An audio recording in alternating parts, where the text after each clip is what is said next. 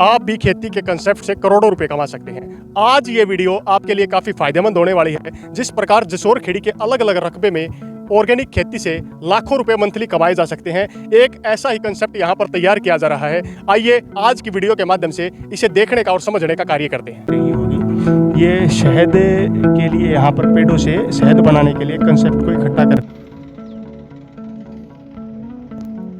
इन आलुओं को बेचने की तैयारी हो रही है। तो कहाँ बेचने की तैयारी हो रही है जिन आलू? इनको बहादुरगढ़ सेक्टर 6 में, ओमैक्स में, केएलजे में, वहाँ पर जो ग्राहक है उनके पास भेज देते हैं। जो एक सब्जी लेने के लिए आता है वो आता है, वो ले जाता है। ये आलू स्पेशल। देखिए आप आलू टंकी के अंदर आपको दिखाई दे रहा होगा। ये एक किस प्रकार बनाया जाता है जी और फायदा क्या है इसका? ये जीवामृत है। ये सोलर से चार्ज होने वाली इंसेक्ट ट्रैप मशीन है, जो इस पे लिख भी रखा है सोलर इंसेक्ट ट्रैप लाइट।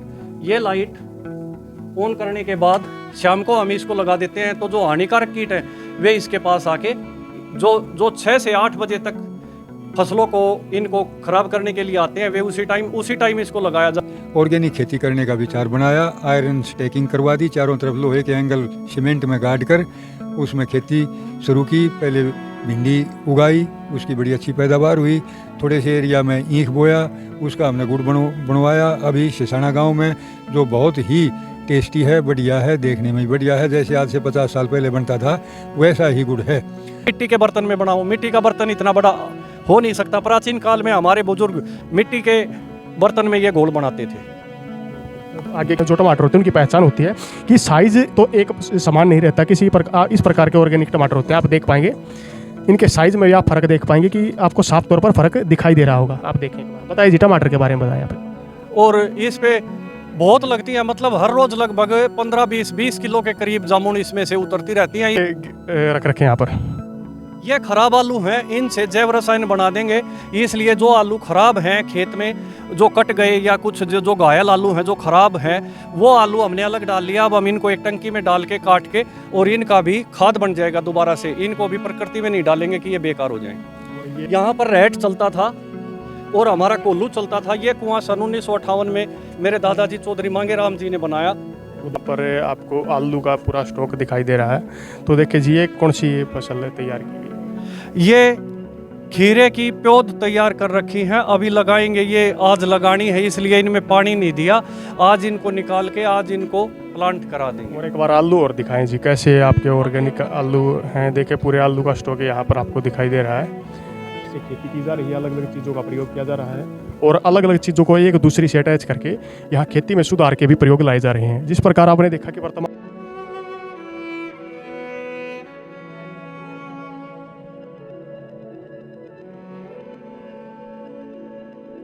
प्रकार ये सब्जी लेने आए, इनसे पूछते हैं। तो जी आप सब्जी यहाँ से लेके जाते हैं, कहाँ पर पहुँचाते हैं? हम बहादुरगढ़ में सेक्टर में खरकोदा बड़े बड़े शहर हम सब्जी जा है। ऑर्गेनिक ये बगैर खाद के यहाँ पर सब्जी पैदा की जाती है और शहरी लोग बता रहे हैं कि आज के दिन मंडी की बजाय आपसे सब्जी खरीदना पसंद करते हैं। ऐसा है, आजकल गंदे नाले की खा के कोई राजी नहीं। अपने बढ़िया सब्जी, बढ़िया नहर का पानी है, ट्यूबवेल का बढ़िया पानी है। गांव वाला ने सबने पता है कि ये हम तो बहुत छोटे छोटे थे, हमारे बाप दादा सब इसी काम में है। में बिछाया भी जा चुका है। जल्द यहाँ पर लोडिंग होगी, बहादुरगढ़ के लिए इस टेम्पो को रवाना किया जाएगा। ये नमस्कार साथियों, आप सभी का एक बार फिर से स्वागत है हमारे चैनल पर। आज आपको ऑर्गेनिक फार्मिंग से जुड़ी काफ़ी बारीक जानकारियाँ देने का काम हम करने वाले हैं। और मेरे पीछे आपको एक पूरा फार्म हाउस दिखाई दे रहा है, जो गांव जसोर खेड़ी के रकबे में ऑर्गेनिक फार्मिंग, यानी कि आज के दिन प्रत्येक जीव को, प्रत्येक मनुष्य को जीवित रहने के लिए ऑर्गेनिक फार्मिंग करना काफ़ी ज़रूरी होता जा रहा है। उसी प्रकार ये एक नया कंसेप्ट लगभग 1 वर्ष से शुरू किया जा चुका है और पूरी प्रकृति से जुड़ा ये ऑर्गेनिक फार्म बिना किसी खाद बीज के जैविक चीज़ों पर आधारित तैयार किया जा रहा है। यहाँ पर कई प्रकार की फसलें 1 वर्ष के अंदर तैयार की जा चुकी हैं और लगातार ये मेरे पीछे जो आपको फार्म दिखाई दे रहा है, ये पूरा का पूरा फार्म आने वाले समय में एक बड़ी मिसाल इस क्षेत्र के लिए होने वाला है। चलिए अंदर से पूरे फार्म को विजिट करने का भी कार्य हम करने वाले हैं। तो जैसे हम अब फार्म हाउस के अंदर चल रहे हैं, आपको पूरा दिखा रहे हैं। यहाँ आप देख पाएंगे कि साइड में आपको एनसीआर नहर दिखाई दे रही है। इस नहर से और नहर के जहाँ भी जिन खेतों के आसपास में नहरी एरिया लगता है वहाँ लगभग मीठा पानी होता है। और ये आपने देखेंगे सबसे पहले पूरी सुरक्षा का ध्यान किया गया है कि बाहरी जानवर अंदर न घुसे, क्योंकि इस एरिया में ज़्यादातर नील गायें आपको दिखाई देती हैं। अब हम आगे की ओर बढ़ते हैं और सबसे पहले देखेंगे कि ये ईंटें रखी हुई हैं जी, ये ईंटें किस पर्पज़ से रखी हुई हैं यहाँ पर? इन ईंटों से यहाँ पर 1 रूम सेट बनाएंगे, एक नीचे एक ऊपर। वो स्ट्रीम व्यू अपार्टमेंट की तरह से रहेगा, जिसमें एग्रो टूरिज्म के तहत जो दिल्ली से और जहाँ से भी आएंगे रुकेंगे वो यहाँ प्राकृतिक वातावरण में रुक सकते हैं। यहाँ की ताज़ा सब्जियाँ तुड़वा के ताज़ा खाना खा सकते हैं। तो जैसे हमने जी आज के दिन देखा है कि कई क्षेत्र ऐसे होते हैं कि बच्चे एग्रीकल्चर को सीखना चाहते हैं और एग्रीकल्चर से जुड़ना भी चाहते हैं, तो यहाँ पर जो बच्चे आएंगे उन्हें आपसे कांटेक्ट करना होगा। किस प्रकार की सुविधाएं उन्हें आप देंगे इन फ्यूचर? उन्हें हम हर प्रकार की सुविधाएं देंगे, जैसे प्राकृतिक खेती के लिए जीवामृत बनाना, घन जीवामृत बनाना और चीज़ें जो भी बीजामृत और इनका प्रयोग करना। प्राकृतिक खेती के तहत जैसे मल्चिंग के लिए जो अब ये ईंख है, ईंख की छुलाई की थी, ये जो पाती पड़ी हुई है इसकी, अभी इस पाती को उठा के भी हम पेड़ों के चारों तरफ लगवा देंगे। काफ़ी जगह जहाँ जहाँ ज़रूरत है तो वहाँ पर फिर केचुए, ज़मीन के अंदर से केचुए आके अपना काम दिन रात करते हैं। मल्चिंग का ये फ़ायदा है कि केचुए दिन रात काम कर सकते हैं, नहीं तो वे केवल रात को ही काम करते हैं अंधेरे में। तो सर जैसे हम आगे की तरफ बढ़ते हैं तो देखते हैं कि यहाँ पर पानी की सुविधा किस प्रकार दें, यानी कि जो खेतों में आप पानी देते हैं तो किस प्रकार वो पानी मेंटेन करने का कार्य करते हैं, यहाँ से आप एक बार बताएं।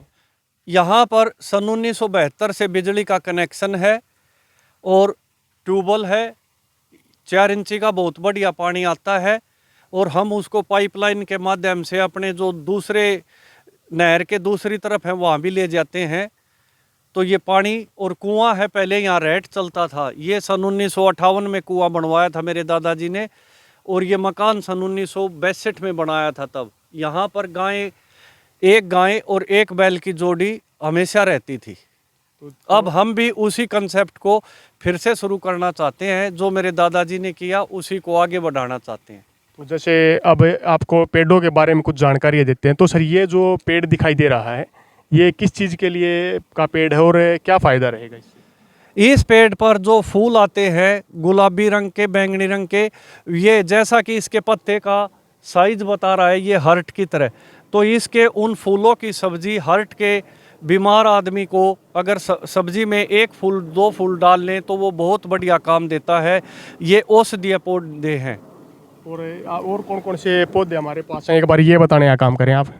ये जैसे हम नीचे देख पा रहे हैं ये सुंदरता के लिए ही लगा रखे हैं। ये इससे आगे हैं पौधे, ये पौधे हैं। ये आप देख पाएंगे कि जैसे हम आगे बढ़ रहे हैं तो यहाँ पर आपको कुछ अभी छोटे पौधे दिखाई देंगे। जैसे आप देख पाएंगे ऐसे ये पौधा आपको दिखाई दे रहा है। ये आंवले का पौधा है। ये बीकानेर से हमारे मित्र राजेश सुहाग जी लाए थे और ये आंवला है। आंवला, इस पे बहुत अच्छे आंवले लगेंगे। तो इसके साथ साथ में आपने जैसे गन्ने का क्या किया था, गन्ने की कितने एरिया में लगाया था गन्ना बस ये 5 बैसे में था। इसका हमने कटाई छुलाई करवा के उसका ऑर्गेनिक गुड़ बनवा लिया। ठीक ठीक। और ये जैसे गुड़ आप परिवार के लिए या बेचने के लिए भी आप कुछ वो करेंगे उसका? कुछ बेचने के लिए भी, कुछ परिवार के लिए और कुछ बांटने में लग जाता है। जैसे ये पहला ही साल है अब, तो इसलिए कुछ और दोस्तों में और रिश्तेदारियों में देने में। चलो हम इसके कॉर्नर से स्टार्ट करेंगे और आगे का आपको व्यू दिखाने का भी कार्य करेंगे कि किस प्रकार ये जैसे अब सब्जी लेने वाले आ गए, यहाँ से प्राकृतिक सब्जी लेके जाते हैं। जैसे इनसे भी हम बात करेंगे कि किस प्रकार ये खेती सब्जी लेके जाते हैं, कैसी सब्जी इन्हें लगती है। चलिए इनसे बात करते हैं। तो जी आप सब्जी यहाँ से लेके जाते हैं, कहाँ पर पहुँचाते हैं? हम बहादुरगढ़ में सेक्टर में खरकोदा बड़े बड़े शहर हम सब्जी जा है। तो ऑर्गेनिक ये बगैर खाद के यहाँ पर सब्जी पैदा की जाती है और शहरी लोग बता रहे हैं कि आज के दिन मंडी की बजाय आपसे सब्जी खरीदना पसंद करते हैं। ऐसा है, आजकल गंदे नाले की खा के कोई राजी नहीं। अपने बढ़िया सब्जी, बढ़िया नहर का पानी है, ट्यूबवेल का बढ़िया पानी है। गांव वाला ने सबने पता है कि ये हम तो बहुत छोटे छोटे थे, हमारा बाप दादा सब इसी काम में है। तो जिस प्रकार यहाँ जो सब्जी लेने के लिए भी ये आए हैं, इन्होंने बताया कि ये सब्जी किस प्रकार लगातार शहरी व्यक्ति भी खुश होकर देखते हैं, उसे खरीदते हैं। तो यहाँ इसी प्रकार कंसेप्ट लगातार बढ़ता जा रहा है। तो एक वर्ष के अंदर आपने कितने लगभग लोगों को जोड़ने का काम किया? एक वर्ष में लगभग आदमी तो कितने बताओ, पब्लिक इतनी है कि हमारी तो पूर्ति नहीं हो रही। ठीक ठीक। तो देख पाएंगे आप, क्योंकि ये एरिया कम पड़ रहा है और खरीदने वालों की संख्या यहाँ पर जमीन कम है हमारे पास है। अब 4 बीघे 5 बीघे का एक खेत है, उसमें कितनी पैदा करें हम, मांग तो बहुत है। तो लोग आप कई बार ऐसा होता होगा कि आप सब्जी लेकर पहुँचते होंगे और सब्जी खत्म हो जाती है, लेकिन खरीदने वाले आते रहते होंगे। खरीदने वाले तो घर पे आले हैं, लेकिन घर पे भी सब्जी नहीं मिलती। तो जिस प्रकार आप देख पाएंगे ऑर्गेनिक खेती का ये कंसेप्ट लगातार बढ़ता जा रहा है। और यहाँ से हम आपको आगे की तरफ दिखाते हैं बाउंड्री के साथ में कि यहाँ पर क्या करने की प्लानिंग इनकी है। तो आगे क्या करने की प्लानिंग है? ये बाउंड्री के साथ बेल लगा रखी है। ये बेल इसको कवर करने का, जैसे हाँ। आप देख पाएंगे बाउंड्री के साथ साथ में ये मिर्ची के का पौधा भी लगा रखा है और यहाँ से बेल लगा के इसे आगे तक बढ़ाने का कार्य किया जाने वाला है। ये देख पाएंगे आप, यहाँ पर किस चीज़ की बेल है? ये घिया की बेल है, गोल घिया। तो घिया की। और इसमें ये प्याज बो रखा है। ये जो इसमें खरपतवार दिखाई दे रही, ये प्याज में खरपतवार इसीलिए है कि इसमें कोई दवाई का स्प्रे नहीं किया। इसको मैनुअली निकलवाएंगे हाथ से मजदूर लगा के, क्योंकि प्राकृतिक खेती में किसी का ऐसे कीटनाशक का और खरपतवार नाशी का प्रयोग नहीं किया जाता। और फिर मान लीजिए खाद की तो बताते हैं कि आवश्यकता हर जगह पड़ती है, तो उसके लिए आप क्या करेंगे? खाद के लिए इसमें जीवामृत और घन जीवामृत देंगे। ये किस तकनीक से बनाया जाता है, क्या क्या मिलाया जाता है, थोड़ा इसके बारे में बताएंगे आप? ये देसी गाय के गोबर से बनाया जाता है। इसमें 200 लीटर की जो टंकी होती है प्लास्टिक की, उसके अंदर लगभग 170 लीटर पानी, उसके अंदर 1.5 से 2 किलो बेसन, 1.5 से 2 किलो गुड़ और 8 से 10 किलो देसी गाय का गोबर और देसी गाय का गोमूत्र 8 से 10 लीटर, पीपल के पेड़ के नीचे की 2 मुट्ठी माटी, उसके नीचे बड़ या पीपल हो, उसकी थोड़ी 2 किलो मिट्टी लेते हैं। वो मिट्टी बहुत अच्छा काम करती है। तो आगे की तरफ बढ़ते हैं, आपको पहले पूरे खेत का व्यू दिखाने का काम करते हैं कि किस प्रकार यहाँ पर क्या क्या है। और ये खाली जो एरिया यहाँ पर पड़ा है अभी, यहाँ पे आलू बो रखे थे, वे आलू खुदाई करवाए हैं। तो वो आलू खुदाई करवा के, और जैसे आप देख पाएंगे जो यहाँ पर आलू ये खराब हो गई, इनका क्या किया? ये तो बचे हुए मिले मजदूरों को जमीन में, तो ये अपने सब्जी के लिए जो आज मजदूर लगे हैं वे इनको ले जाएंगे, सब्जी बन जाएगी इसके लिए।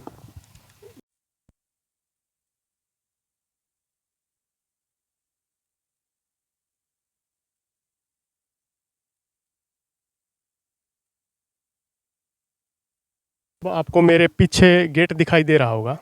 इस गेट के माध्यम से आप, ये जो दूसरा गेट है, मैंने जो पीछे नहरी मार्ग आपको दिखाई दे रहा है, ये उसके जस्ट साइड से आता हुआ गेट है। इस गेट के माध्यम से यहाँ ट्रैक्टरों को अंदर आने का कार्य किया जाता है। उसके साथ साथ जो बड़ी गाड़ियाँ कभी आने वाले समय में जब यहाँ पर कंसेप्ट ज़्यादा बढ़ जाएगा, बच्चे सीखने के लिए आएंगे, तो इस मार्ग के माध्यम से यहाँ गाड़ियों की एक तरीके से पार्किंग की व्यवस्था भी की गई है। आप देख पाएंगे कि गेट के जस्ट साइड में हमें कुछ चीज़ दिखाई दी, इसके बारे में हम पूछने वाले हैं कि ये क्या चीज़ यहाँ पर आती है। आप बताएंगे एक बार ये चीज़ क्या चीज़ है? ये नहर का दाना है, नहरी पानी इससे आता है। रोना माइनर जो नहर है, उस नहर जिसको जसराना माइनर कहा जाता है, पहले जसराना माइनर कहते थे, आजकल उसे रोना माइनर कहते हैं। उसका नहर का पानी इसी से आता है हमारे खेत के लिए। और हम देख रहे हैं कि आगे तो इस प्रकार के जो अपने बीच में पोल नहीं लगा रखे थे, ये पोल क्या काम करते हैं जो ये आपने लगा रखे हैं? इसे आयरन स्टेकिंग कहते हैं। हरियाणा गवर्नमेंट की स्कीम है सब्सिडी पर। तो ये आयरन, इसमें लोहे के 8 फुट के एंगल होते हैं जो लगभग 1.5 फुट ज़मीन में दबाए जाते हैं कंक्रीट में। और फिर जो ये ऊपर हिस्सा रहता है 6.5-7 फुट, इसके ऊपर एक तार बांध देते हैं, रस्सियाँ बांध देते हैं, जिन पर नीचे से घिया की बेल, घिया, ककड़ी, खीरा आदि की बेल आ जाती है। इनके ऊपर, इनके सारे ऊपर चढ़ के वे फूल फैल जाती हैं। ये मल्टी लेयर फार्मिंग का कंसेप्ट भी है। इसमें नीचे जैसे पालक की या भिंडी की छोटी छोटी फसलें, जैसे पालक हो गया, धनिया हो गया आदि, इन फसलों को लेते हैं। और आप एक चीज़ और बताएं कि जैसे ये आपने कितने गेट लगा रखे हैं ऐसे? एक गेट तो मुख्य सड़क पर था। एक ये 2 गेट हैं, ये 12 फुट का गेट है जो ट्रैक्टर ट्रॉली आदि के लिए है, और वो गेट एक मेन एंट्री गेट जो हमारे रेजिडेंस की तरफ जाता है। तो आपके पास अभी कौन कौन सी फसल हैं जो वर्तमान में हैं, जिसे जैसे कौन से ऐसे चीज़ें हैं जो सब्जियां हैं जो फिलहाल हैं हमारे पास? फिलहाल हमारे पास आलू, टमाटर और पुदीना है। देखिए जैसे आपको आगे का व्यू दिखाने, ये आप देख पाएंगे जिस प्रकार ये एक लेयर्स में काम करने का यहाँ हो रहा है। जैसे आप देखें मेरे सामने लेयर नंबर 1 आपको दिखाई दे रही होगी, इसी के जस्ट साइड में आप देखेंगे आपको लेयर नंबर 2, 3, 4 इसी प्रकार आगे तक ये लेयर्स बढ़ती जाती हैं। ये गवर्नमेंट के अनुसार एक काम किया गया है। नीचे कौन सी फसल बता रहे थे? भिंडी। नीचे ये भिंडी की बुआई कर दी है 3 दिन पहले। ये अभी देख पाएंगे आपको गीला एरिया जितना भी दिखाई दे रहा है, यहाँ पर भिंडी की फसल पैदा हो जाएगी थोड़े टाइम के बाद। और इसके ऊपर से आप देखेंगे तो आपको दिखाई देगा ये जो पोल्स लगे हुए हैं, इनके ऊपर से जो बेलों का कंसेप्ट होता है उसे तैयार करने का कार्य किया जाता है। यानी कि बेल इसको थोड़े टाइम बाद एक ग्रीन हाउस की तरह तब्दील करने का भी कार्य करने वाली है। चलिए आगे की तरफ चलते हैं और आपको दिखाते हैं कि किस प्रकार ये कंसेप्ट है। इसमें आप देख पाएंगे कि एक स्टार्टिंग में लोहे का पिलर यहाँ पर रहता है, और इसके बाद ये कौन सी वायर होती है, कौन सी वायर बोला जाता है जिसे? ये रस्सी है, और जो सबसे ऊपर लगता है ये लोहे का तार है, 10 mm का तार है ये। तो ये अभी आलू खाड़े तो इसलिए ये थोड़ा ढीला हो रखा, नहीं तो ये बिल्कुल टाइट। जैसे ये बेल ऊपर आएंगी तब हम इसको टाइट करके बांध देंगे। बेल ये जो ट्रेंगल बना रखी सूतली से, ये ट्रेंगल, इन ट्रेंगल के माध्यम से नीचे से जब बेल आएगी तो इनके ऊपर अपना वो तार लगाएगी लपेट के, और वो इसके सारे ऊपर चढ़ती जाएगी, सबसे ऊपर आके फिर वो एक से दूसरी तरफ चलती जाएगी। अच्छा, तो आप एक चीज़ बता, रस्सियाँ हैं वो खराब हो जाती हैं जैसे धूप के कारण भी, तो ये कब से चल रही है और लंबी चलने वाली रस्सी है क्या? ये रस्सी लंबी भी चलती है वैसे। ये है कि एक रस्सी लगभग 1.5 साल तक चल जाती है, और जो ये सूतड़ी लगा रखी ये काफ़ी मजबूत है। ये प्राकृतिक कपास से बनाई हुई रस्सी है, सूतली है। तो यहाँ पर आप जो भी चीज़ें आपको दिखाई दे रही हैं, एक नया डेवलप होता हुआ फार्म हाउस ये आपको दिखाई दे रहा है, क्योंकि यहाँ पर जो भी चीज़ आपको दिखाई दे रही हैं ये लगभग मात्र 1 वर्ष के अंदर ही तैयार की गई हैं। कई फार्म हाउसेज में हमने देखा है कि 1 वर्ष के अंदर इस प्रकार चीज़ें तैयार नहीं हो पाती हैं और कई प्रकार की रुकावटों का सामना करना पड़ता है। कई बार मौसम की मार, और जैसे आपने देखा होगा कई ऐसे पेड़ों में कीड़े लग जाते हैं जिसके कारण पेड़ भी खराब हो जाते हैं। लेकिन यहाँ पर हर चीज़ का ध्यान रखा जा रहा है और कंसेप्ट को ध्यान में रखकर ही यहाँ पर ये खेती का कार्य किया जा रहा है। इसी प्रकार हम आपको आगे दिखाते हैं ये पूरी लेयरिंग को क्रॉस करते हुए कि यहाँ पर बीच में जिस प्रकार भिंडी लगाई का पौधा भी कुछ टाइम में शुरू हो जाएगा, और आगे तक आपको दिखाई दे रही है पूरी ग्रीनरी। उस ग्रीनरी को समझने का कार्य करते हैं कि इस ग्रीनरी से क्या फ़ायदा होने वाला है और कितना माहौल ये बदलने का कार्य यहाँ पर किया जाने वाला है। ये फसल दिखाई दे रही है, ग्रीन फसल आपको दिखाई दे रही है, इसके बारे में पूछते हैं। तो बताएं जी, ये क्या फसल है, क्या फ़ायदा है इसका, और साल में कब किस महीने में होती है? ये ऑर्गेनिक बरसम है, प्राकृतिक रूप से बरसम। इस बरसम की बिजाई अगस्त के आखिरी हफ्ते में या सितंबर के प्रथम हफ्ते में की थी, और ये बरसम की जो कमर्शियल बुआई है ये 2016 से कर रहे हैं। इसको खाने के बाद जो ले जाते हैं यहाँ से पशुपालक, उनका ये आया आउटपुट कि इस ऑर्गेनिक बरसम के कारण एक तो उनके पशु बिल्कुल स्वस्थ रहते हैं, बीमार नहीं होते, और उनके जो बछड़े होते हैं, कटिया बाछड़ा, वो भी स्वस्थ होते हैं। उनकी मृत्यु दर खत्म ही हो गई है, वे नहीं मरते। और वे मतलब जैसे जो बचपन में ही मर जाते हैं ना, महीने 2 महीने का या उससे पहले, वो नहीं होया। तो और एक ये कि वो गर्भाधान भी समय से हो जाता है, और वो लगभग 8-10 महीने तक दूध देते हैं, और दूध भी पूरा होता है बहुत बढ़िया, और दूध में मलाई बहुत अच्छी आती है। तो जैसे हमें आगे देख पाएंगे, ये हमें आपने कुछ यहाँ पर ये मतलब कुछ किस प्रकार का कंसेप्ट ये तैयार किया गया है, एक बार बताएंगे आप इसके बारे में? ये जो खरपतवार उखाड़ते हैं समय समय पर, वो इसी में डाल देते हैं। जैसे ये सूखी हुई खरपतवार है, इसको हटा के देखेंगे तो नीचे मिट्टी गिल्ली मिलेगी, और ये ऐसी मिट्टी रहती है कि इसका हाथ से लड्डू बन जाता है।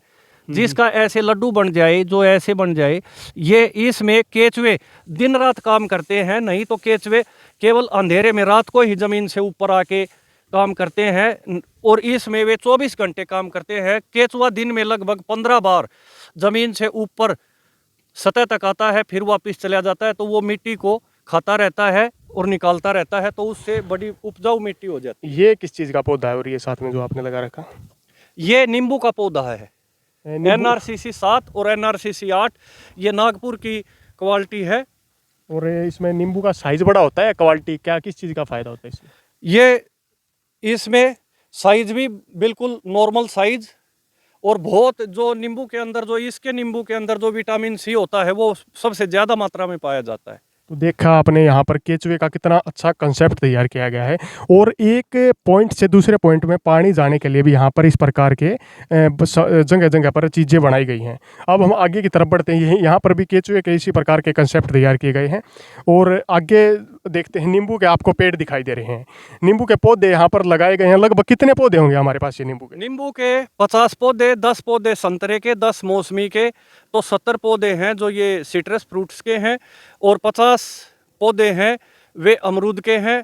और उसके अलावा भी अलग अलग तरह के कस्टर्ड एप्पल, और ये नाशपाती, आलू बुखारा, चिक्कू, पपीता, आम, वे भी बहुत सारे पौधे पेड़ लगाए गए हैं।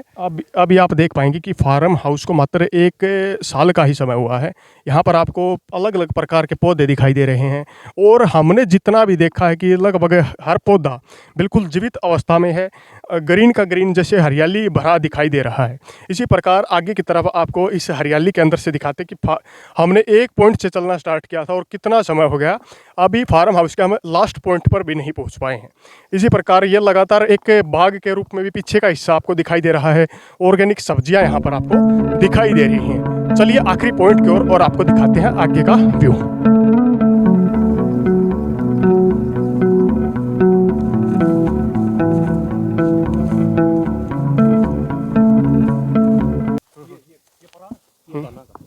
आगे भी ना? अगली लाना मत कोई। अच्छा, ये रास्ते में पराली दिखाई देती है, इसका क्या फायदा होता है? ये पराल के कुछ पूले बांध के पहले ही रख लिए थे कि आगे जिस पेड़ के पास मल्चिंग करने के लिए ज़रूरत पड़ेगी उसके लिए हमने ये पहले ही स्टोर कर लिए थे।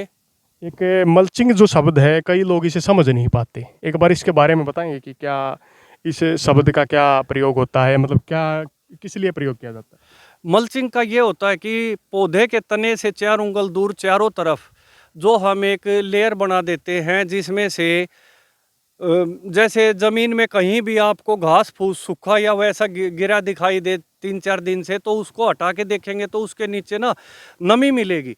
तो पौधे को पानी नहीं चाहिए, पौधे को नमी चाहिए, नमी, पानी नहीं चाहिए। तो उसकी जो नमी है इस तरीके से रखने से एक तो पौधा ऑटोमेटिक वातावरण की जो गर्मी है उसको, ये जो मल्चिंग है, जो ये आच्छादन किया जाता है, ये उस नमी को लेके और नीचे ज़मीन को दे देता है। तो ज़मीन में नमी रही रहती है।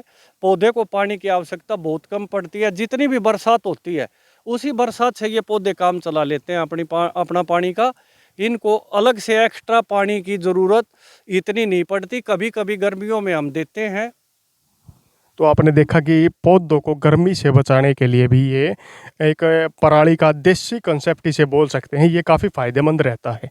चलिए आगे चलते हैं और आपको बारीकी से और पौधे दिखाने का भी कार्य करने वाले हैं कि किस प्रकार बाकी के पौधे भी यहाँ पर लगाए गए हैं और किस प्रकार वो लगातार कार्य करते हैं। जिस प्रकार आप लोगों को और भी पेड़ दिखाने का हम कार्य करेंगे, यहाँ पर आपके सामने खजूर का पेड़ दिखाई दे रहा होगा। इस खजूर के पेड़ के नीचे आप जब देखेंगे तो ध्यान से देखिए एक बार, आपको गीला एरिया दिखाई देगा। गीले एरिया का मतलब ये है कि ये जो पराली इसके चारों साइड लगाई गई है, इससे इसको काफ़ी ज़्यादा फ़ायदा हो रहा है और ये अपने आप को गर्मी में भी बचा पाएगा। ये तो जैसे आप देख पाएंगे यहाँ पर बिल्कुल छोटे छोटे पेड़ और बिल्कुल हेल्थी दिखाई दे रहे हैं। चलिए अब आगे की तरफ चलते हैं और लास्ट में आपको कुछ कंसेप्ट भी हमें वहाँ पर दिखाने हैं जहाँ पर कुछ टंकियाँ हमने रख रखी हैं और ये ऑर्गेनिक खेती में काफ़ी ज़्यादा फ़ायदा देने का कार्य करती हैं। चलिए आगे की तरफ चलते हैं। ये आगे की हम तीसरी से चौथी लाइन में पहुँच चुके हैं और यहाँ पर देखते हैं आपको अमरूद दिखाई दे रहे हैं। ये अमरूद की कौन सी किस्म है जी, इसके बारे में बताओ आप एक बार। ये अमरूद इलाहाबादी अमरूद है। मेरे दोस्त ने ये जो श्री राजवीर हैं उन्होंने, वे आर्मी एजुकेशन कोर में है सूबेदार, उन्होंने उन साहब ने ये अपने हाथों से ला के लगाए थे कि भाई आप बाग लगा रहे हो, हम भी योगदान दे रहे हैं। देखिए, तो इस फार्म हाउस में अलग अलग व्यक्तियों ने भी अपना योगदान देने का काम किया है। आप देख पाएंगे अमरूद के साथ साथ अलग अलग पौधे भी दिखाई दे रहे हैं। ये किस चीज़ का पेड़ है जी? ये आम है, मलियाबादी आम, इसके भी 2 पौधे वही लाए थे। ये भी बोले इन पे 600 ग्राम के आम लगते हैं, मलियाबादी आम। तो देखें, एक बिल्कुल अच्छे पौधे यहाँ पर दिखाई दे रहे हैं, सारे ग्रीनरी के साथ है। मतलब सूख के, आपने देखा होगा कई फार्म हाउसेज में ऐसे पेड़ भी हो जाते हैं जो सूख जाते हैं, लेकिन यहाँ पर ध्यान रखा गया है कि पेड़ सूखने न पाए।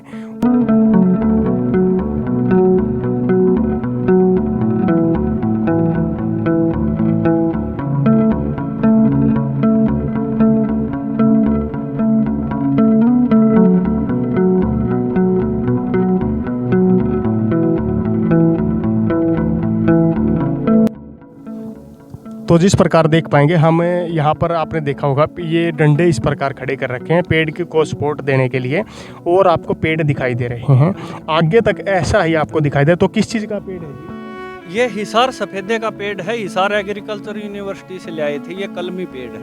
तो पैसे मिलाने पड़ते हैं या वो फ्री में दे देते हैं, ऐसा कुछ है? ये 100 रुपये पर पेड़ आता है, और इतने ही रुपए जो गवर्नमेंट, हरियाणा गवर्नमेंट का बागवानी विभाग, वे इसको रिम्बर्स कर देते हैं। बिल प्रोड्यूस करने पर वे वापस भेज देते हैं जिसके नाम बाग है उसको। तो आप एक चीज़ और देख पाएंगे, यहाँ पर पेड़ों पर आपको मधुमक्खी भी दिखाई दे रही है। तो क्या आने वाले समय में आप मधुमक्खी के कंसेप्ट को भी ध्यान में देंगे, ऐसा कुछ? हाँ जी, अभी हम एक जो हमारा लेबर है उसको हमने करनाल से इसका कोर्स करा के, और उनके लिए उनकी कमाई का अतिरिक्त जरिया बन जाएगा, क्योंकि वे बड़ी मेहनत कर रहे हैं यहाँ पर। तो देखिए, आगे की तरफ चलते हैं और आगे दिखाते हैं आपको कि किस प्रकार पेड़ लगातार बच रहे हैं, अपने आप को बचा रहे हैं और एक फार्म हाउस की नींव रखने का काम कर रहे हैं। तो आपको ये पेड़ और दिखाई दे रहा होगा, इस पेड़ को आप देख पाएंगे। ये पेड़ किस चीज़ का है? अमरूद का ही दिखाई दे रहा है। ये अमरूद के पेड़ की ही लाइन है, और इसमें जो ये पास में सूखा डंडा गाड़ रखा, ये है नीम की डाली। बिजली विभाग वाले नीम की जंगाई करके गए थे, तो हम ये ऐसी चीज़ों को पड़े हुए नहीं छोड़ते, हम इनको यूज करते हैं। हमने उनको ला के हर एक पेड़ के पास ये गाड़ रखा है। इसका ये फ़ायदा रहता है कि जैसे मंत्रों का उच्चारण करके जब पेड़ लगाते हैं, और बाद में भी जब उनको नीम की छाया मिलती रहे, नीम का साथ मिलता रहे, तो वे निरोगी रहते हैं। जैसे कोई चेचक वगैरह या कोई और बीमारी आती है, तब हम बीमार आदमी के सिराने नीम की डाली रखते हैं। दरवाजे पर वी फेस्टून नीम लीव्स, हम उसकी बंदरवाल बना के टांगते हैं। तो उसी तरह से जैसे ब्याह शादी में भी आम के पेड़ की, नीम की ये टांगते हैं, तो इसी तरह से ये नीम हमने इनको शुभ मानते हुए और इसको इसके साथ लगाने के बहुत फायदे हैं। तो जी, अमरूद कितने किस्म के हैं इस लाइन में? एक ही किस्म के? एक ही किस्म के अमरूद हैं, ये सारे हिसार सफ़ेदा के हैं। तो देखिए, आगे आपको दिखाते हैं अमरूद आगे भी ऐसे ही लगाए गए हैं, आपको दिखाने का हम काम करने वाले हैं। देखिए, आगे आप देख पाएंगे अभी छोटे हैं, लेकिन थोड़े टाइम बाद ही जैसे बारिश का सीज़न आएगा, इनमें काफ़ी तेज़ी से ग्रोथ देखने को मिलने वाली है। और ये अलग अलग किस्म के अलग अलग जगह पर आपको अमरूद के पेड़ दिखाई देंगे। चलिए आगे की तरफ बढ़ते हैं, और भी आपको कई चीज़ें अभी दिखानी बाकी हैं, जिसके माध्यम से कुछ पुरानी धरोहर, जिनमें पुराने समय का कुआं भी अभी यहाँ पर ऐसे का ऐसा सेव रखा गया है, उसे भी हम अपने माध्यम से दिखाने का कार्य करने वाले हैं। जिस प्रकार हम फार्म हाउसेज के एक कोण से दूसरे कोने तक बढ़ते हुए आगे बढ़े हैं। और तो जी, पीछे किस गांव की सीमा लगती है? ये पीछे लोहारेडी गांव की सीमा है। तो देखिए, बिल्कुल लोहारेडी और जसोर खेड़ी की ज़मीन के मध्य में ये फार्म हाउस आपको दिखाई देगा, और नहर के आसपास के एरिया में आपको ये पूरा का पूरा कंसेप्ट दिखाई देने वाला है। तो देखें आगे की तरफ, आप यहाँ पर पहुँचेंगे, यहाँ देखेंगे अमरूद का आपको दिखाई दे रहा है। तोड़ दिए थे, फल इन पे जो लगे थे, तो यूनिवर्सिटी वालों ने, वैज्ञानिकों ने बताया था कि जो पहली बार फल आएंगे उनको तोड़ देना, तो हमने वे तोड़ दिए थे। इतने छोटों पर ही फल लगे? हाँ, इन्हीं पर लगे थे, लेकिन वे तोड़ देने होते हैं, क्योंकि ये अभी बाल्यावस्था में है, इसलिए, क्योंकि ये कलमी है इसलिए इन पर लगते हैं। ठीक है, जैसे आपने देखा होगा कि हर सरकारी चीज़ जो होती है उसकी अनुपालना यहाँ पर की जा रही है। और हम वापस से पहले वाले कंसेप्ट की तरफ पहुँच गए हैं। आगे आपको दिखाते हैं कि किस प्रकार क्या है। ये खाली एरिया पड़ा है जी, जैसे टमाटर। अब ये बीच में क्या किया जाएगा, जो जैसे खाली एरिया जो दिखाई दे रहा है? बीच वाली में पालक लगाई जाएगी, धनिया लगाया जाएगा, वो भी प्राकृतिक रूप से डोली के ऊपर लगाया जाएगा ताकि पानी भी कम लगे। ये डोली पे बना के लगाने का ये फ़ायदा रहता है कि डोल का जो ऊपरी हिस्सा होता है उस पे हम लगा देते हैं। जैसा कि बताया था पहले कि पौधे को नमी चाहिए, पानी नहीं चाहिए। पानी केवल इस नाली में जाएगा, तो इस तरह से केवल 20% पानी से ही हमारा काम चल जाता है। जहाँ पर 10,000 लीटर पानी की ज़रूरत हो तो वहाँ केवल 2,000 लीटर पानी से ही काम चल जाता है। तो देखिए अब यहाँ पर ऑर्गेनिक तरीके से टमाटर लग रहे हैं, जिसको बिल्कुल आपने खाद का, जो कई बार क्या होता है कि खाद जैसे सरकारी इनमें उपलब्ध होता है उसका प्रयोग बिल्कुल नहीं किया जाता। नहीं, इसमें हम कभी भी ना यूरिया ना डीएपी ये हमने कभी प्रयोग नहीं किया है। यहाँ पर जीवामृत और घन जीवामृत, जो देसी गाय का गोबर है उससे घन जीवामृत बनाकर हम उसको का प्रयोग करते हैं। अब टमाटर कितने एरिया में लगा है आप बताएंगे एक बार? जैसे टमाटर ये यहाँ पर लगभग 15 लाइन है इसमें एंगल की, उनमें से 6 लाइन पर टमाटर लगाया हुआ है। जैसे आप 4 लाइन पर खीरा लगाया हुआ है। हम आपको दिखाएंगे कि यहाँ पर बिल्कुल लाल हुए टमाटर भी आपको दिखाई देंगे। जैसे इस बीच वाली लाइन में जब आते हैं, हर लाइन ये टमाटर की लाइन ही है। यहाँ पर आप देखेंगे तो टमाटर लगाए गए हैं। देखिए नीचे की तरफ देखें तो बिल्कुल लाल टमाटर आपको दिखाई दे रहे होंगे। ये कंसेप्ट को बिल्कुल पूर्ति करने का काम करते। देखें बिल्कुल ऑर्गेनिक तरीके की एक पहचान और होती है कि जो ऑर्गेनिक टमाटर होते हैं ना, उनमें शेप में थोड़ा फ़र्क आ जाता है। क्योंकि जो देखें टमाटरों को ये जमीन में टिकने के बावजूद भी गलते नहीं, सड़ते नहीं। नहीं तो जमीन के टच में आते ही टमाटर गलना शुरू हो जाता है एकदम। ये जमीन के टच में आने के बावजूद भी ये नहीं गले हैं, बिल्कुल कोई असर नहीं इनके ऊपर और बिल्कुल स्वस्थ है।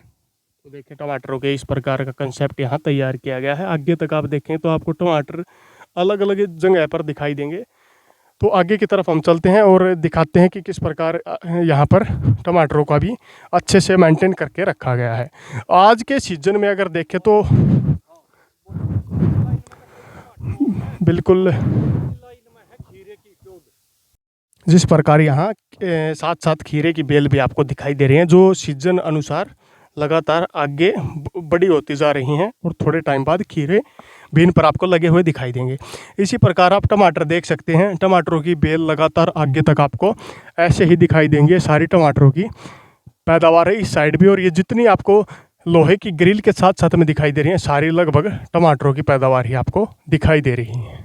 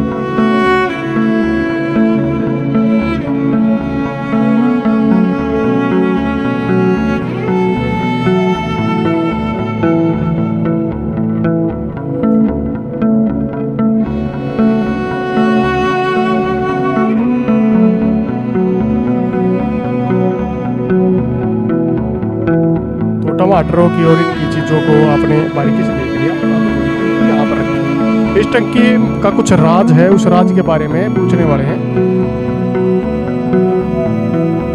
तो जिस प्रकार इस टंकी को देखते हैं, ये टंकी खोल ली गई और इसके अंदर आप बारीकी से देखें तो क्या चीज़ है जी?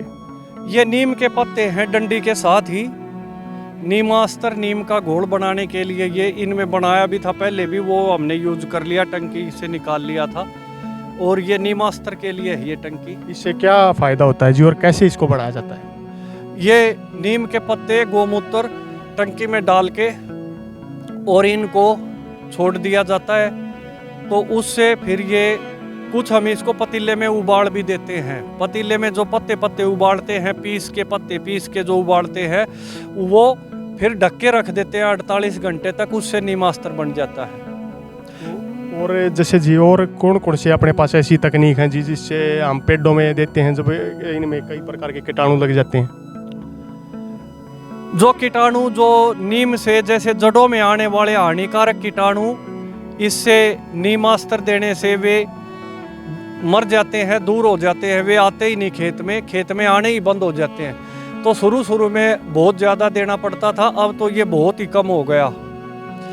और जैसे अब हम जीवामृत के बारे में और बताना चाहते हैं। जीवामृत को छाया में बनाया जाता है, लेकिन अब इसको अगर हमने इसमें चलाना है पौधों में, तो हमने इसको टंकी को यहाँ ला के दूसरी टंकी में जीवामृत वहाँ से ला के यहाँ डाल लिया। अब इस जीवामृत को हम इस ठोठी के माध्यम से यहाँ पे पानी के साथ चला देंगे। देखिए जैसे आपको दिखाई दे रहा है ये थोड़ा चलाएंगे, जब पानी चलाएंगे तब चलाएंगे। ये जीवामृत है। इससे क्या फ़ायदा होता है और कैसे बनाया जाता है? आपने जैसे शुरुआत में बताया गया था कि इसके अंदर अगर हम देखें तो आपको दिखाई दे रहा होगा। तो जैसे आपको दिखाते हैं टंकी के अंदर आपको दिखाई दे रहा होगा। ये एक किस प्रकार बनाया जाता है जी और फ़ायदा क्या है इसका? ये जीवामृत है। इसको बनाने के लिए 170 लीटर पानी के अंदर 8-10 किलो गोबर, देसी गाय का गोबर, 8-10 लीटर देसी गाय का गोमूत्र, 200 ग्राम पीपल बड के नीचे की मिट्टी, 1.5 से 2 किलो गुड़, 1.5 से 2 किलो बेसन इसमें घोल दिया जाता है। गर्मियों में ये 3 दिन में 72 घंटे में तैयार हो जाता है। इसको सुबह, दोपहर, शाम, दिन में 2 या 3 बार घड़ी की सुई की दिशा में लकड़ी या प्लास्टिक के डंडे से घुमाया जाता है, लोहे से नहीं। ना इसे लोहे के ड्राम में बनाते, इसे प्लास्टिक में ही बनाते हैं, या मिट्टी के बर्तन में बनाओ। मिट्टी का बर्तन इतना बड़ा हो नहीं सकता। प्राचीन काल में हमारे बुजुर्ग मिट्टी के बर्तन में ये घोल बनाते थे। तो आगे की तरफ चलते हैं और आपको और भी बाकी बची कुछ चीज़ें जो ऑर्गेनिक खेती करके यहाँ पर प्राप्त की गई हैं उन्हें भी दिखाने का काम करते हैं। तो एक आप देख पाएंगे यहाँ पर कई पेड़ ऐसे हैं जो यहाँ जब शुरुआत में खेती होती थी उस समय से ही लगे हुए हैं। तो जी ये किस चीज़ का पेड़ है जो बड़ा दिखाई दे रहा है आपको? ये जामुन का पेड़ है। लगती है जामुन? हाँ, ये राज जामुन है, गेती जामुन है। और साल में कितनी बार लगती है और कितनी की लग जाती है इस पेड़ पे? एक ही बार लगती है ये, और इस पे बहुत लगती है। मतलब हर रोज लगभग 15-20 किलो के करीब जामुन इसमें से उतरती रहती हैं। इसके 2 डाले तो बच्चे कई बार ऊपर चढ़ जाते हैं तो टूट जाते हैं, तो इसके नीचे जाल भी बंधवा देते हैं। जो पक्के फल अपने आप गिरता है उसी को खाते हैं। तो इसलिए अभी जब लगेंगी, जब आपको आगे जब वो जाल लगेगा तब लगा भी दिखेगा। तो देखें आप यहाँ पर नीचे दिखाई भी दे रही हैं लकड़ियाँ भी इस जामुन के पेड़ से इकट्ठी की गई हैं। और हम शुरुआती पॉइंट पर आ चुके हैं और आपको दिखाते हैं कि कुछ चीज़ें रखी हुई हैं यहाँ पर, इनका क्या फ़ायदा है, क्या चीज़ किस चीज़ के प्रयोग में लाई जाए। तो जी ये आलू कैसे रख रखे हैं यहाँ पर? ये खराब आलू हैं, इनसे जैव रसायन बना देंगे। इसलिए जो आलू खराब हैं खेत में, जो कट गए या कुछ जो घायल आलू हैं जो खराब हैं, वो आलू हमने अलग डाल लिया। अब हम इनको एक टंकी में डाल के काट के, और इनका भी खाद बन जाएगा दोबारा से। इनको भी प्रकृति में नहीं डालेंगे कि ये बेकार हो जाएं। और ये टंकी का कंसेप्ट क्या तैयार कर रखा है? इस टंकी में इसमें बना रखा है केचुआ खाद। और केचुआ खाद जैसे जो हम प्योद बनाते हैं कई बार समय से पहले, जैसे ज़मीन खाली नहीं होती और उसी टाइम प्योद बना के रखनी होती है, तो ट्रे में प्योद बनाने के लिए इसका भरपूर प्रयोग किया जाता है। तो यहाँ पर कुछ टंकी के कंसेप्ट भी रखे हुए हैं इनका, और बताएं जी एक बार कैसे क्या तैयार कर रखा है आपने? ये कट्टे के अंदर ये नीम के पत्ते हैं। ये 10 पर्णी अर्क है, इसमें 10 तरह के, 10 के क्या इसमें तो ज़्यादा ही। जिस भी पत्ते को गाय या बकरी नहीं खाती उसी के पत्तों को तोड़ के इसमें डाल दो तो ये 10 पर्णी अर्क बन जाता है। जैसे भिंडी में जो कीड़ा लगता है उसके लिए हम कभी भी रासायनिक कीटनाशक का प्रयोग नहीं करते, इसका छिड़काव करते हैं। तो ये जो 10 पर्णी अर्क है ये भिंडी में कीड़ा नहीं लगने देता। लगता है तो बहुत कम लगता है, नहीं तो लगता ही नहीं। तो जी ये आपने इतनी चीज़ें सीखी पूरी पर्यावरण सेवी दी है, कहाँ से सीखी इतनी चीज़ें? ये हमने सीखी जो हमारे यहाँ खेत से 4 एकड़ आगे कर्नल संत कंवर तैलान जो कि एशिया में फर्स्ट आए थे सन 1972 में गेम्स में, तो दौड़ में फर्स्ट आए थे, वे एशिया के चैंपियन रहे। उनके मित्र हैं, परम मित्र डॉक्टर हरिओम आर्या जी, जिनको पद्म श्री पुरस्कार भी मिला है अभी 2 महीने पहले। तो उनके हम लगातार संपर्क में रहते हैं। उन्होंने हमारे को बहुत अच्छी ट्रेनिंग दी, हमने कुरुक्षेत्र जाके ट्रेनिंग भी ली थी इसकी। चलो आगे की कुछ और कंसेप्ट दिखाते हैं। जिस प्रकार आपने देखा होगा यहाँ पर ये क्या बना रखा है जी, अलग अलग कई प्रकार के हमें ये वही जो आलू जो कटे हुए आलू इसमें डाल दिए, अब ये इसके अंदर सड़ जाएंगे जब, और इस टंकी में जीवामृत डाल के ले जा रखा है, इसको हम अब खेत में डाल देंगे। नहीं तो ये जीवामृत हम उधर छाया में ही बनाते हैं, ये तो अब डालने के लिए इधर ले रखा है ट्रैक्टर पे रखने के लिए। तो आगे की तरफ चलते हैं और यहाँ पर आपको आलू का पूरा स्टॉक दिखाई दे रहा है। तो देखिए जी, ये कौन सी फसल तैयार की गई? ये खीरे की पौध तैयार कर रखी है, अभी लगाएंगे। ये आज लगानी है इसलिए इनमें पानी नहीं दिया, आज इनको निकाल के आज इनको प्लांट करा देंगे। और एक बार आलू और दिखाएं जी, कैसे आपके ऑर्गेनिक आलू हैं। देखिए पूरे आलू का स्टॉक यहाँ पर आपको दिखाई दे रहा है। आगे दिखाते हैं कि जो आलू यहाँ निकाले गए हैं वो आलू कैसे क्या हैं और कितनी ज़्यादा मात्रा में निकाले गए हैं ऑर्गेनिक आलू।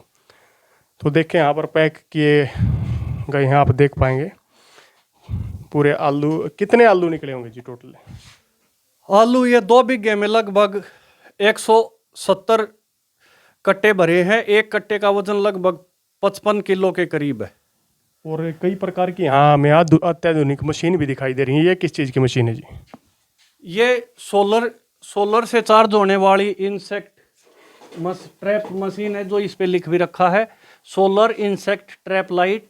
ये लाइट ऑन करने के बाद शाम को हम इसको लगा देते हैं, तो जो हानिकारक कीट हैं वे इसके पास आके जो 6 से 8 बजे तक फसलों को इनको खराब करने के लिए आते हैं, वे उसी टाइम इसको लगाया जाता है। जब लाभदायक कीट रहते हैं तब हम इसको कभी भी नहीं लगाते। तो ये कितने रुपए की ली आपने शुरुआत में? ये 4500 रुपये की आती है। इसके सब्सिडी के 3000 रुपये हरियाणा का जो बागवानी विभाग है वो देता है। तो ये टंकी हमारे को 1500 रुपये में प्राप्त हुई। तो देखिए इस प्रकार के भी कंसेप्ट सरकार द्वारा तैयार किए गए हैं, जिससे किसानों को भी कई प्रकार का फ़ायदा हो रहा है। आप आलू दिखाएं एक बार, किस प्रकार के क्या आलू। देखिए आप आलू की किस्म देख सकते हैं यहाँ पर कि ये ऑर्गेनिक आलू है, प्योर। आपने देखा कि किन प्रकार के खाद जो प्योर नीम से इन प्रकार की चीज़ों से तैयार किए जाते हैं, ये आलू आपको दिखाई दे रहे हैं। और इन आलूओं को भेजने की तैयारी हो रही है। तो कहाँ भेजने की तैयारी हो रही है जी इन आलू? इनको बहादुरगढ़ सेक्टर 6 में, ओमैक्स में, केएलजे में, वहाँ पर जो ग्राहक है उनके पास भेज देते हैं। जो एक सब्जी लेने के लिए आता है वो ले जाता है। ये आलू स्पेशल। देखिए आप आलू के साइज भी देख सकते हैं और कितने साफ सुथरे आलू यहाँ पर दिखाई दे रहे हैं। और इसी प्रकार कितने आलू निकले हैं जी, कितने इसमें आप बताइए एक बार?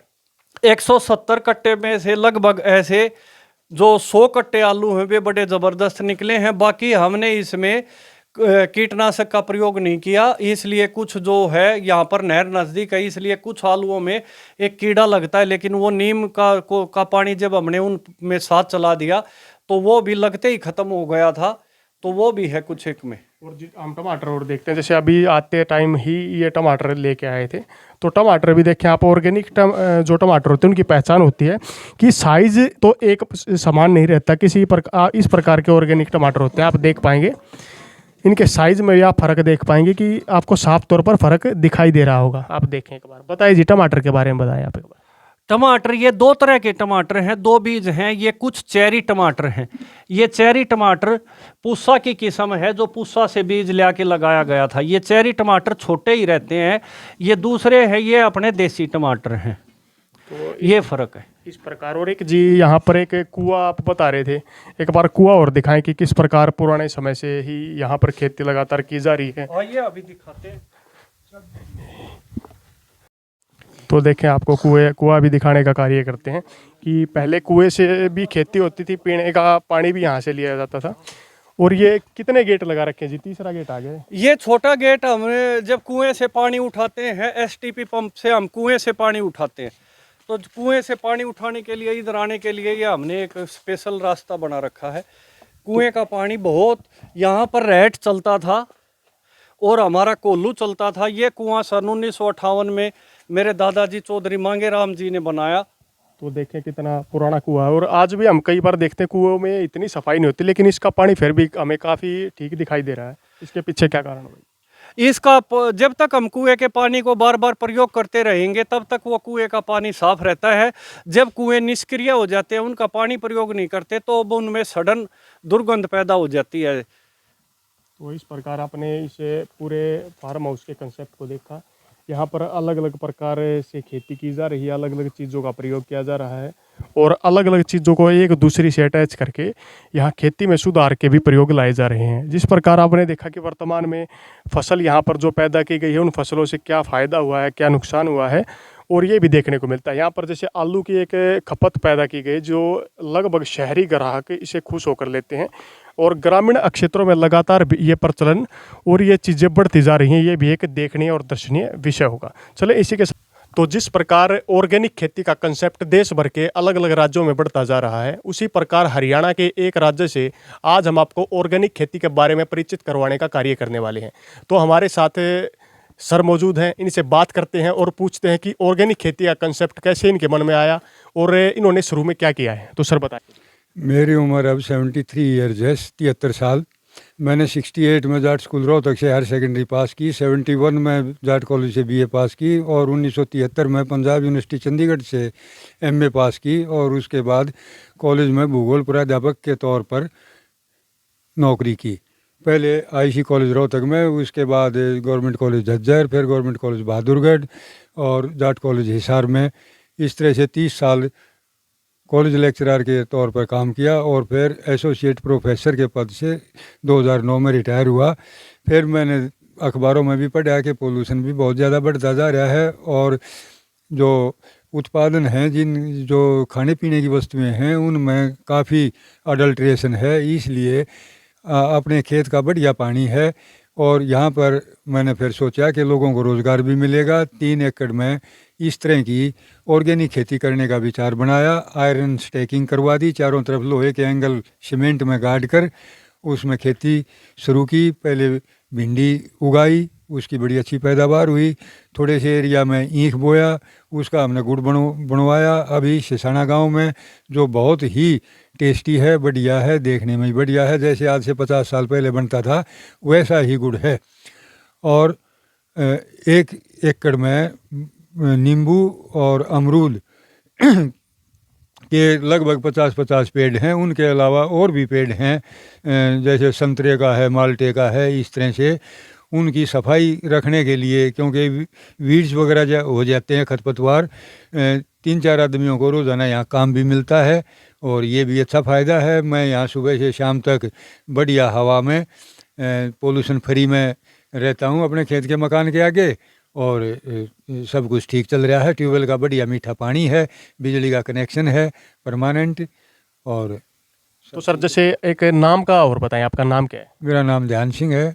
और सर ये एक जो आपका खेती का जो फार्म हाउस आपने एक तैयार किया है, ये कौन से गांव में पड़ता है और जिला कौन सा पड़ता है? ये गांव जसौर खेड़ी है, और जिला झज्जर है। बहादुरगढ़, शांपला और खरखोदा जो ट्रायंगल बनती है, इनके बिल्कुल सेंटर में है।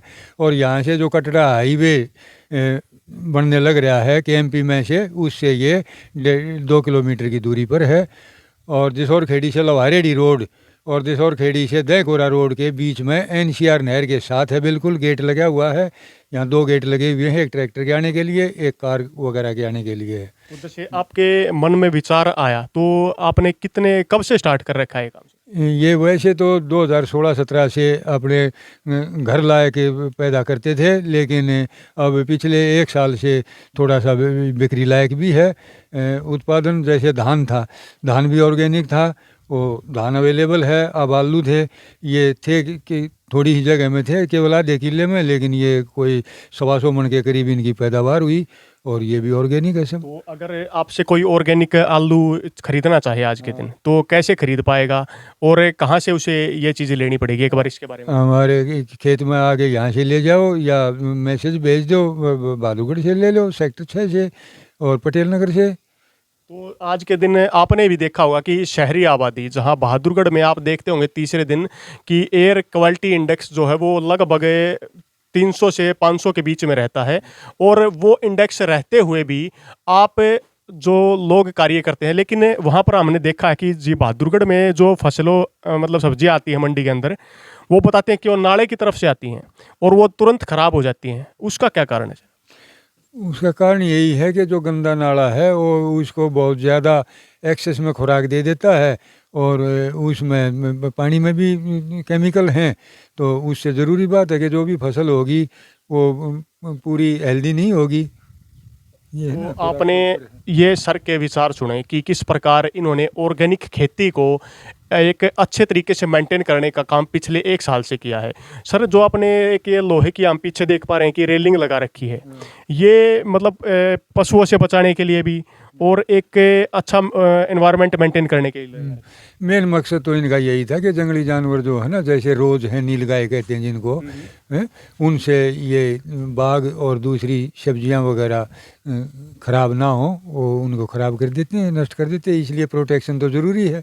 और सर कितना खर्चा आ गया होगा इसका लोहे की इस रेलिंग का चारों तरफ? इसमें सारे में कोई लगभग 3.5 पौने 4 लाख के करीब खर्चा आया होगा।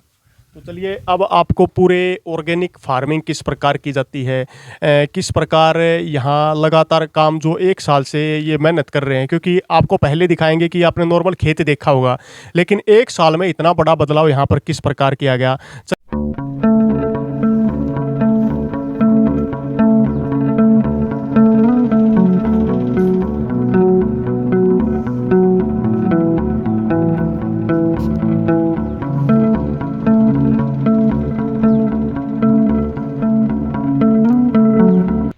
तो सर हमने पूरी ऑर्गेनिक खेती को दिखाने का काम किया। अब आप क्या कहना चाहेंगे लोगों को कि लोगों को खेती करनी चाहिए, या आपका क्या मकसद है इस खेती के पीछे?